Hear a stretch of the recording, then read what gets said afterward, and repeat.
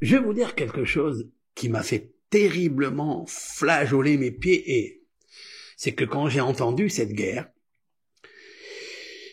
ça m'a rappelé une vidéo, et c'est très intéressant que vous ayez la voir, cette vidéo. D'ailleurs, on va la diffuser bientôt. On est en train de travailler. Je viens de la trouver, quoi. Cette vidéo il y a 2 ans, à Osha'ana Rabat. Donc, c'était la même période, en 5781. Il y a 2 ans, nous sommes 5700, ça veut dire on vient de finir Tashpag, 5783.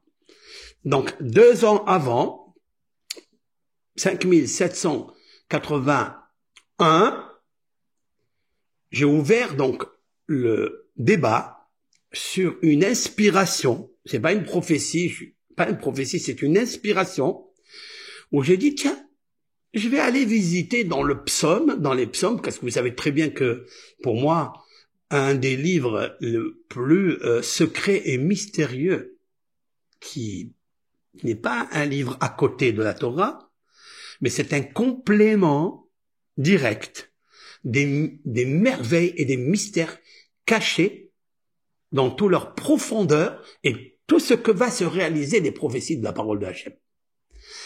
Je me suis dit, puisque dans les psaumes, il y a de 1 jusqu'à 150, je vais visiter quel est le psaume 81, parce que je sais que le psaume 91, c'est quelque chose de grand, c'est Yocheb et Seter qui est puissant, c'est celui qui guérit toutes les maladies, tous les pogroms, etc. Et je me suis dit, qu'est-ce que le psaume 81? Et puis j'ouvre le livre devant tout le monde, vous allez le voir dans la vidéo, je dis, je vais vous dire quelque chose, de 81 à 91, ce qu'il va se passer. Du moins, on peut prier que ça se passe pas. Mais je vais vous dire quelque chose. Et c'est là où j'étais terriblement inquiet, en même temps fasciné et peureux de ce qui est arrivé ce samedi-là. Donc nous sommes en Osha'ana Rabat, la veillée de la nuit, donc avant Simchat Torah, il y a 2 ans, dans l'année Tashpa, et je disais et c'est quoi le psaume 81? Il parle du psaume que nous lisons le jour de Rosh Hashanah. Appelez l'Éternel, intronisez l'Éternel, sonnez-le, les sonneries du chauffard, etc. Et que l'Éternel, il nous sauve de nos ennemis qui nous veulent du mal. Ce sont les athées, ce sont les criminels qui veulent du mal à Israël. C'est le psaume. Puis je finis 81, j'ai dit alors, qu'est-ce que 82? Qu'est-ce que le psaume 82? J'explique 82. Quand on arrive au 83, et je dis là-bas dans la vidéo, vous allez la voir, c'est pas des choses que je peux inventer. Et je suis sûr que vous vous rappelez de cette vidéo-là. Et je dis en 83, il risque de se passer un grand complot contre Israël. Je pense que ça va arriver. Je dis comme ça. Quelqu'un me demande là-bas, d'ailleurs, dans la salle, il me demande, mais Rav, vous pensez que ça va arriver? J'ai dit, je pense. Comme ça, naïvement, c'est pas parce qu'il y a un prophète, mais naïvement, j'ai dit oui. J'ai dit, ça va arriver. Il m'a dit, quoi? Qu'est-ce qui est marqué là-bas? Il est marqué dans ce psaume, c'est pour ça que je voudrais prendre le livre de psaume qui n'est pas à côté de moi. En gros, il dit, c'est un psaume que la poésie, cette vision, était dite par Asaph. Asaph étant le petit-fils de Korah, et c'est le grand-père de Hana. Vous savez que Hana, elle a dit Me'ashpot Yarim Evion, c'est-à-dire que des poubelles, il sauvera, il élèvera, c'est-à-dire il lèvera, il triomphera. Evion, c'est indigène, c'est-à-dire celui qui n'a même pas un repas à manger.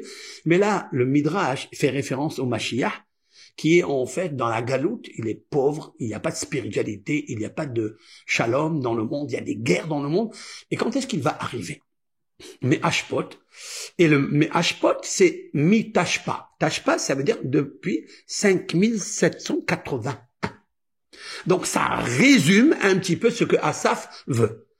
Et donc, Asaph, il dit, Adomi, l'Éternel, ne te tais pas, ne fais pas semblant que tu es sourd, réveille-toi et sauve-nous. réveille-toi et sauve-nous. Et puis, c'est incroyable. Réveille-toi, Hachem, et sauve-nous. Qui? Parce que il y a des ennemis à toi qui te veulent du mal et ils veulent anéantir et faire oublier le nom d'Israël. Ou regardez le psaume, vous pouvez le lire, hein, ouvrez, si vous avez en français, ouvrez le psaume 83, car ils veulent effacer le nom de Israël. Et Israël, c'est pas possible de l'effacer parce que c'est toi, l'Éternel, qui a choisi le peuple élu, Israël, parce que Israël a suivi les lois de la Torah, malgré que c'est difficile. Il en a 613. Et donc David Amelech, il dit, et le terme, il me revient très fort dans cette année, quoi. On est encore en 2023. Il me revient qui j'explique, car tes ennemis, Ya'arimu, vient du mot orma, vont ruser un secret.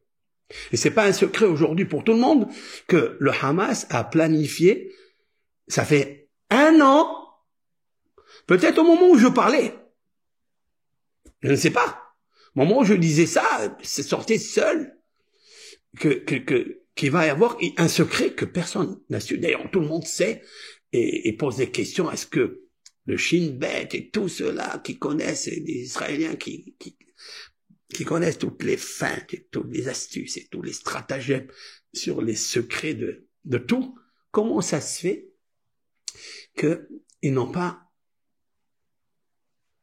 avisé cela? C'est impossible. Oui, c'est impossible. Alors qu'ils disent non, ils ont fait exprès. Non, ils n'ont pas fait exprès.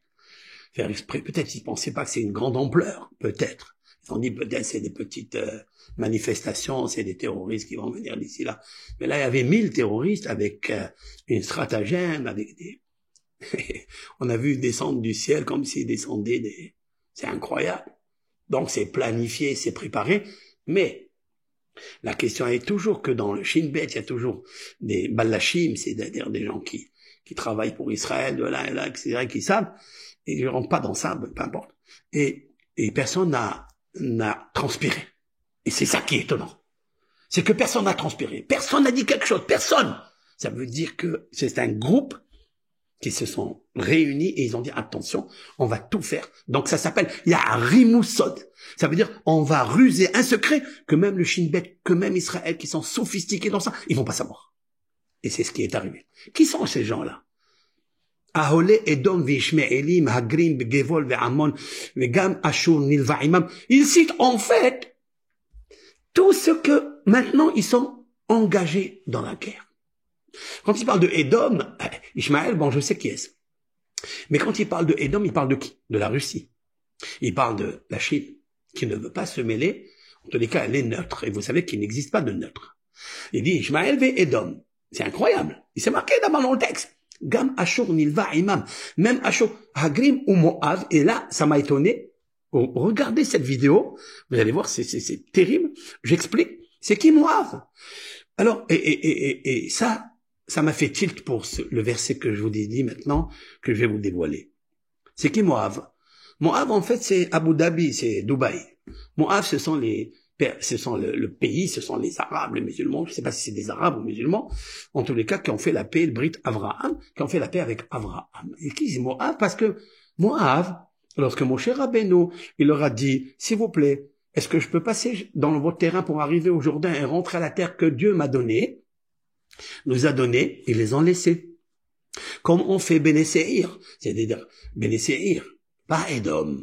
Attention. Comme l'on fait Béné Séhir, c'est-à-dire les enfants de Esav.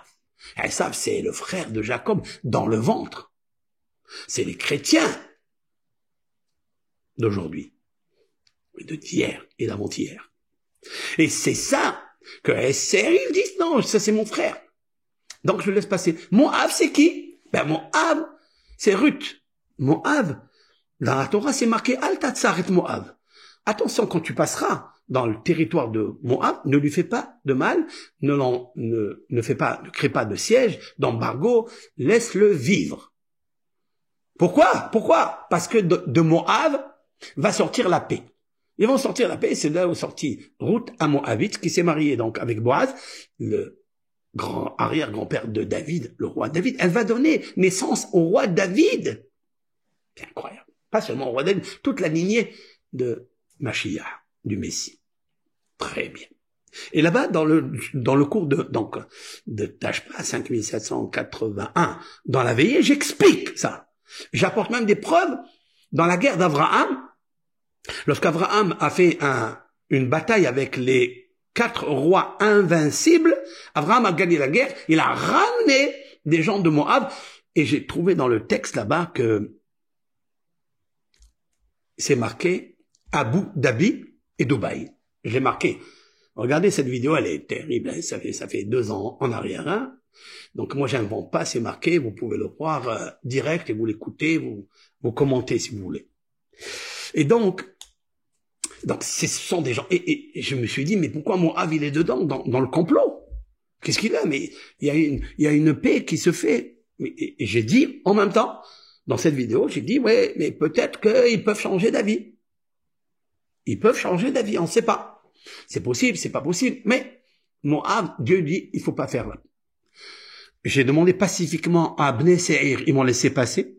J'ai demandé pacifiquement à les enfants de Moab, ils m'ont laissé passer, mais pas à Sihon. Mais c'est qui Sihon? Donc vous voyez que, alors vous comprendrez que j'étais tellement ému, tellement en même temps il s'est mêlé à l'intérieur de moi une faiblesse, une grande faiblesse. Je vous dis la vérité, où je suis parti dormir, j'ai pas assisté, j'ai pas fait Simchat Torah, rien du tout. Et monsieur, comme ça, j'ai repensé à ce que j'avais dit, à cette inspiration, hein, cette inspiration qui s'est réalisée. Ça m'a fait peur. Voilà, ça m'a fait peur.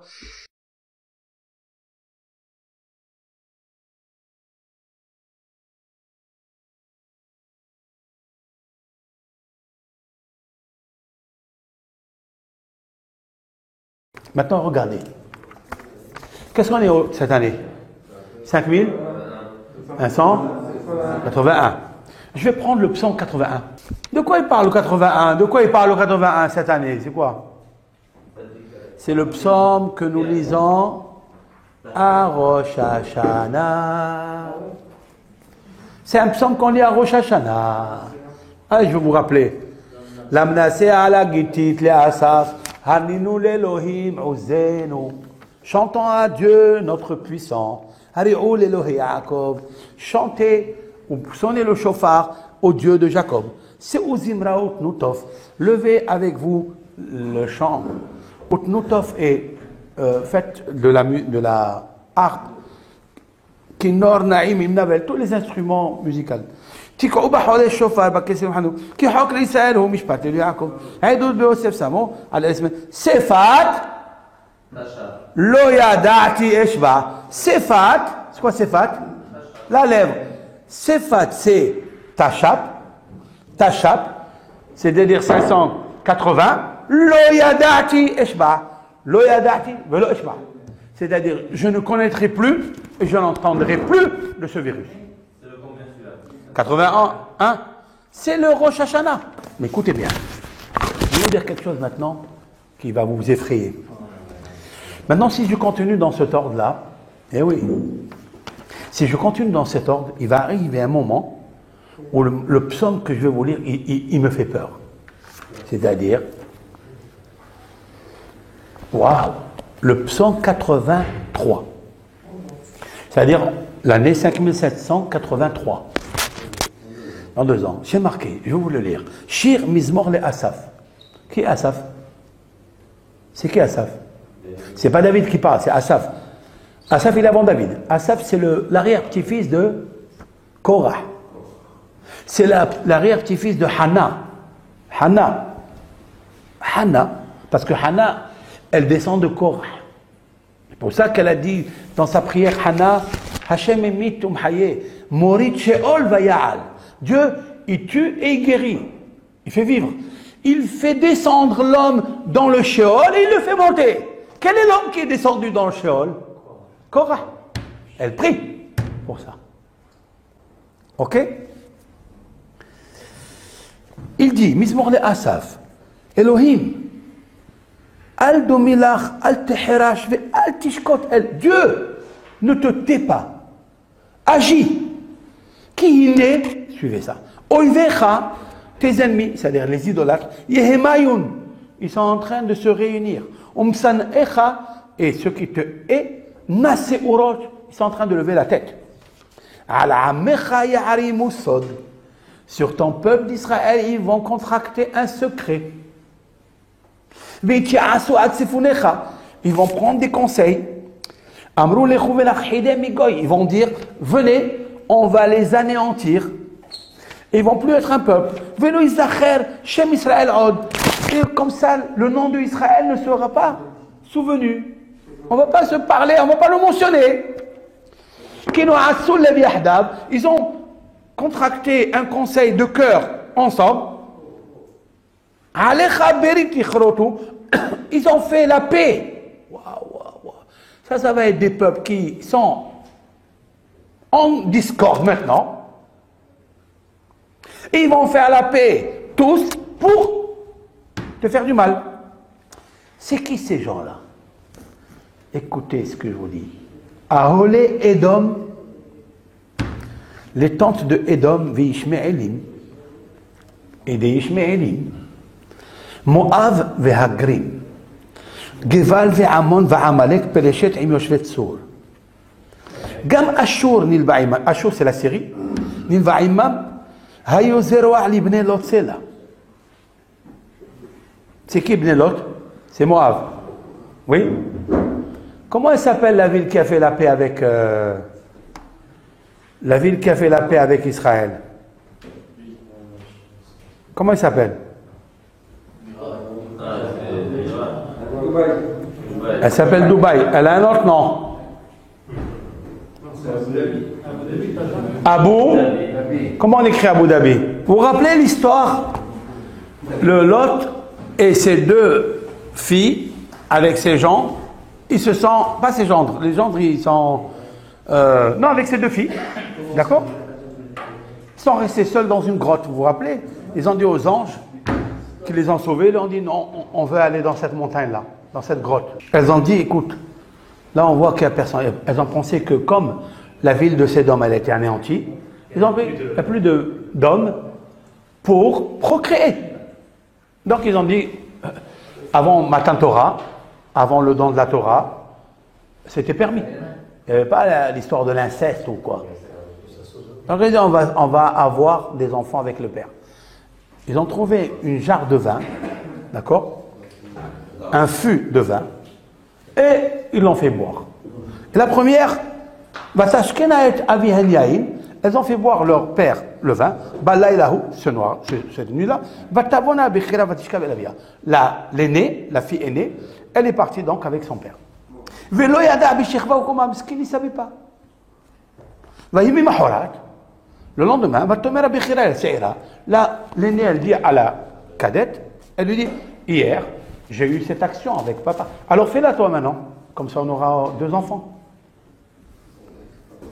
Ils l'ont fait boire encore du vin. Ils ont recommencé. Très bien. Bataharena, elle tombèrent enceintes. Chété Benot Lot. 2 filles de Lot. Mais avihen de leur père. Bateleda Bechira, l'aînée, elle accouche. Ben, un garçon, va tikracher mon Moab. Elle a appelé Moab. D'accord? Hu avi Moab adayom. C'est lui, Moab, jusqu'à aujourd'hui. D'accord? C'est qui Moab? Est-ce qu'on a le droit de faire du mal à Moab? Est-ce que nous, le peuple d'Israël, on a le droit de faire du mal à Moab? Oui ou non? Bien sûr que non. Pourquoi? Al-Tatsar et Moab, c'est marqué, on a lu dans le livre de Deutéronome ce soir. Al-Tatsar ne fait pas des souffrances à Moab. Ne lui fait pas. Pourquoi?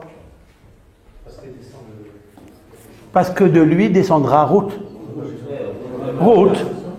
Ruth l'a converti, Ruth. D'où va sortir le Mashiach?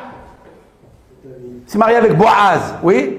Et avec Boaz, il a donné des enfants, il a donné Isha, et après il a donné comment ça, David, après il a donné Shlomo, et le Mashiach sortira de là, oui? Très bien. Cette période-là de Moab, Elle attire quelque chose.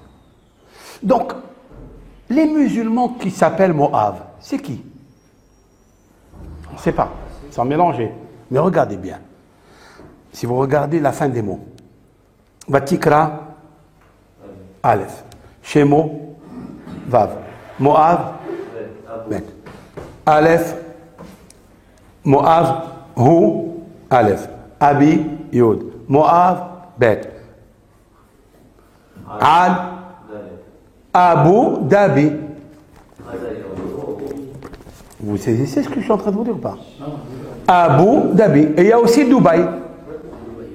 La capitale de Abu Dhabi, c'est Dubaï. Il est là. D'accord? C'est vrai? Il y a un semblant de paix, non? C'est commercial encore. Mais jusqu'à quand ça va continuer, ça? Est-ce que Dieu, il veut ça? Ou il y a ici un petit orma, une ruse? Dans le psaume 81, il n'y a pas. Dans le psaume 82, il n'y a pas. Mais dans le psaume 83, il y a.